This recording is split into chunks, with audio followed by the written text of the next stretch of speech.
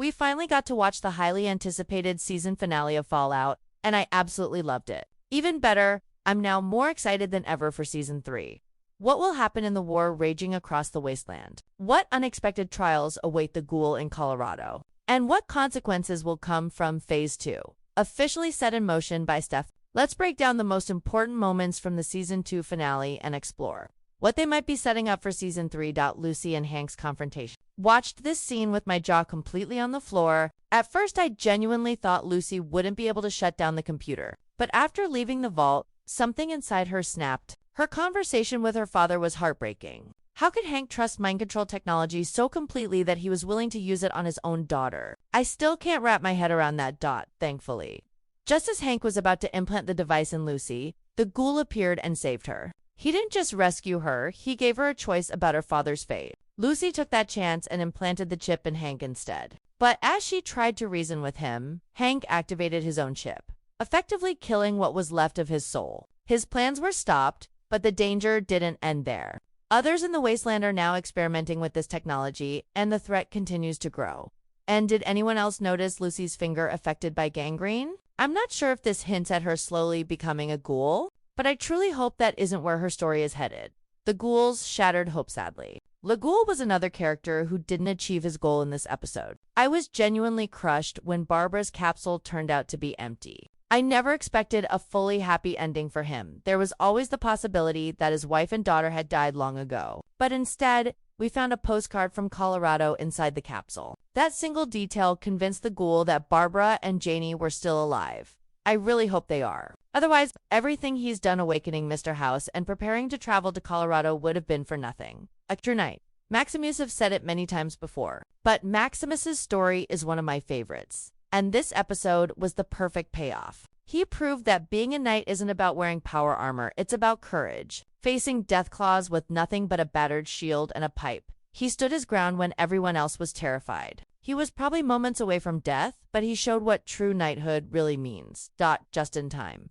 Veteran Ranger snipers and soldiers from the new California Republic came to his rescue. And to top it all off, Maximus heroically reunited with Lucy at the end. There's no doubt he'll face even greater challenges in the next season, and we'll get to those soon. Steph's plan, the biggest twist of the episode, might be the revelation that Steph could be Lucy's mother. After learning that Hank and Steph were once married, it seems almost certain, yet it was still shocking. Another huge moment was Steph's message to Vault, urging them to proceed with Phase 2 after. Becoming a target of the Vault residents. Season 3 will officially usher in a new era inside the Vaults, one defined by dictatorship and absolute control. What awaits us in Season 3. Now for the most exciting part, what's coming next? As Maximus hinted in the final scene, war is coming to the Wasteland and many factions will be involved. Larta Legate, who seized control of the Legion through deception, will begin terrorizing the new California Republic. The Enclave will be quietly plotting a plan capable of wiping everyone out without ever revealing themselves. The Brotherhood of Steel will also enter the conflict. As teased in the end credits scene when Quintus declared that Quintus the Destroyer had been born, and honestly, that's terrifying. On the other side, we have the new California Republic, the same force that saved Maximus from the death. And then there's the wild card, Mr. House, who wants to secure Vegas at all costs. I can't wait to see Maximus stepping into this war, possibly alongside the NCR. But there's also a strong chance he'll join Lucy in searching for the ghoul. After all, Lucy definitely owes him a favor. As for the ghoul's journey, I don't think Colorado holds anything good for him. Dangerous factions, mutated creatures, and an atmosphere far more eerie than Vegas await him there. We may see him checking vault after vault while constantly looking over his shoulder, especially with the Enclave likely still hunting him. Phase 2 begins. My personal favorite storyline going forward is Phase 2 inside the vaults. Steph is about to become far more ruthless, especially with Vault-Tec's external involvement. We may even see Chet killed for resisting her authority. Scarcity will be handled with extreme measures, and entire vault populations could die because of shortages. Lucy's mission might ultimately be to stop this from happening. Norm's survival fight. Let's talk about Norm. Just when he was about to die, a swarm of Rodroches crawling out of the elevator shaft unexpectedly saved his life. I was initially surprised that he didn't try to save the others. But after thinking about how everyone shifted into survival mode once they reached the surface, his decision made sense. Thankfully, Claudia survived as well. Now Norm has two major goals ahead of him: finding his sister and helping Claudia recover. And I truly believe he can accomplish both. When will Season 3 release? There's no confirmed release date yet, but preparations are already underway. According to reports, filming for Season 3 is expected to begin in May 2026. That likely means we'll be watching it sometime between mid and late 2027. From the very first moments, the Season 3 trailer makes it clear that the calm after the storm in the Season 2 finale was only an illusion. The Wasteland no longer feels like scattered chaos. It feels organized, armed, and ready to explode. We hear familiar voices speaking about survival, sacrifice, and control. But this time, the tone is different. This isn't about rebuilding anymore. This is about domination. The trailer leans heavily into the idea that every faction is moving at the same time, each with their own agenda, and none of them care who gets crushed in the process. What stood out to me most is how personal everything suddenly feels. The war in the Wasteland isn't just armies clashing. It's fathers against daughters, leaders against their own people, and survivors being forced to choose who they really are when morality no longer protects them.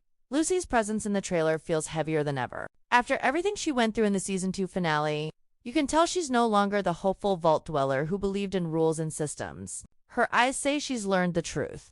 And the trailer strongly hints that her journey in Season 3 will be about undoing the damage caused by people she once trusted. The fallout of Hank's actions hasn't ended with his defeat. It's spreading. The mind control technology we saw introduced is no longer treated like an experiment. It's being refined, weaponized, and quietly tested on the Wasteland. This raises a terrifying question the trailer keeps teasing. What happens when free will becomes optional?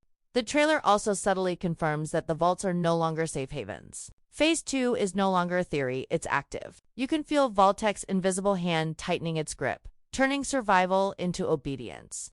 The way the trailer frames life inside the vaults feels cold and authoritarian, almost mechanical. Smiles feel forced, order feels enforced, and the silence between words feels more dangerous than open violence. Steph's shadow looms over everything, even when she's not on screen. Her rise doesn't feel sudden anymore, it feels planned, long-term, ruthless. Season 3 is clearly positioning her not just as a villain, but as a system, and systems are much harder to destroy than people.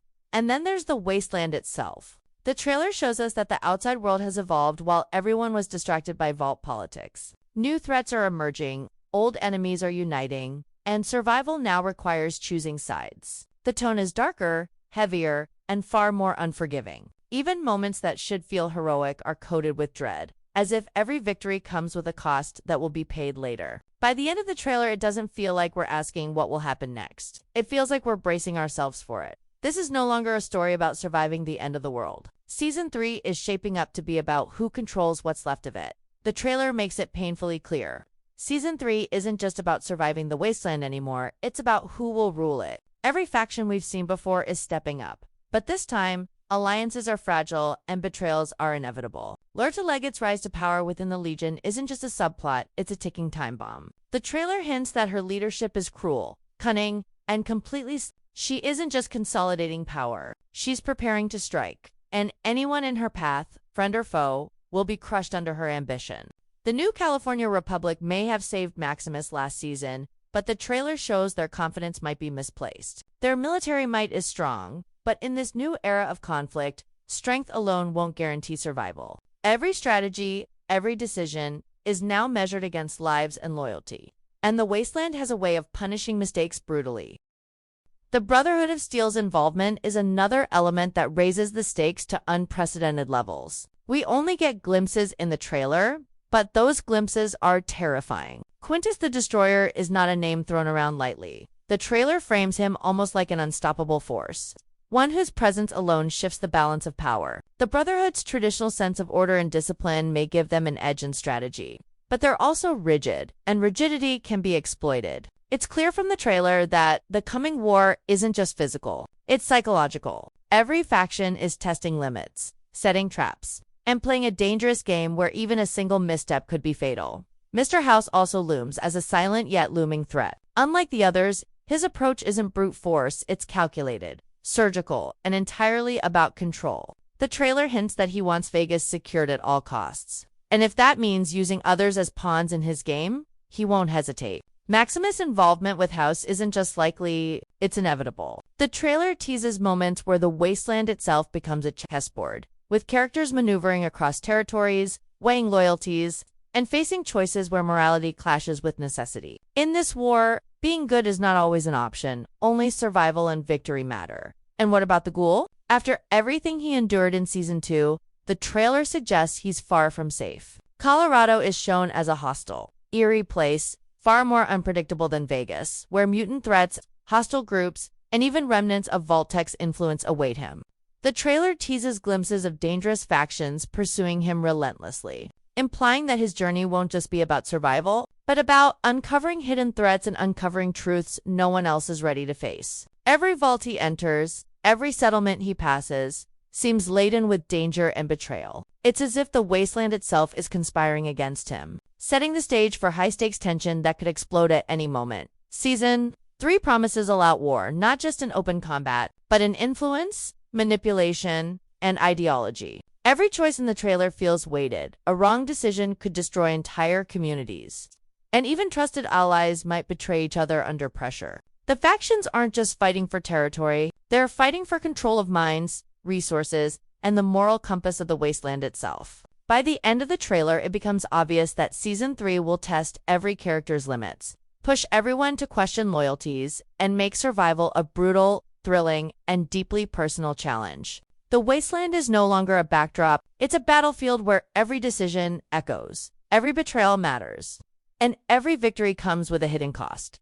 The tension in the trailer is relentless. You can feel that this season won't give anyone a moment to breathe. Leaders will rise, fall, and betray. Heroes will face impossible choices. And at the heart of it all, the Wasteland itself seems alive, waiting to punish arrogance, reward cunning, and remind everyone that in Fallout, war doesn't just change the land, it changes you. Season 3 isn't building toward a single battle. It's building toward total chaos. And the trailer leaves no doubt that when the dust settles, nothing will ever be the same. The trailer doesn't just tease battles in the Wasteland.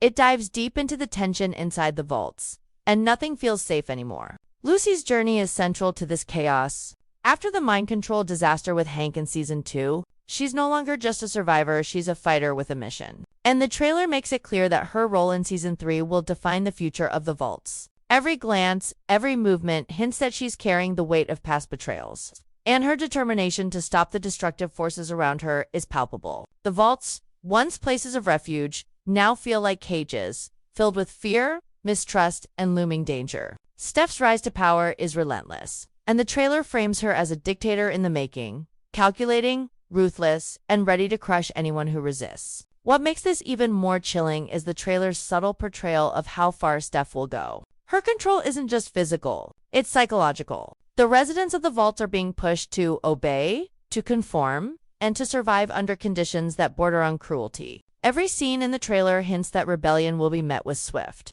merciless consequences. Hank's shadow still lingers, even if he's not directly present in the trailer.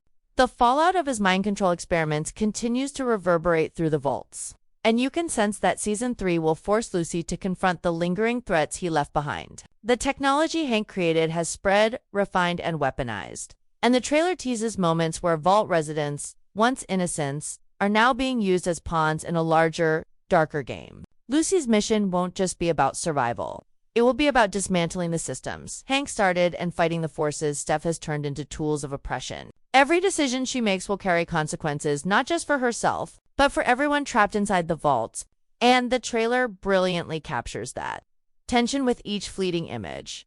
The trailer also hints at the extreme measures the vault's residents will face under Steph's rule. Scarcity is a theme that runs through every shot. Resources are limited, alliances are fragile, and survival is no longer guaranteed. Scenes suggest that entire vaults could face devastation if the inhabitants fail to comply. This raises the stakes far beyond what we've seen before. For Lucy, navigating this environment will require not only courage but strategy and resilience. Her interactions with other characters in the trailer, though brief, suggest that trust will be rare and alliances will be tested. Betrayal feels imminent, and even those who seem loyal could be driven to desperation, forced into impossible choices. One of the most suspenseful aspects of the trailer is how it balances action with psychological tension. We see moments where vault residents hesitate, glance over their shoulders, and make split-second decisions that could determine life or death.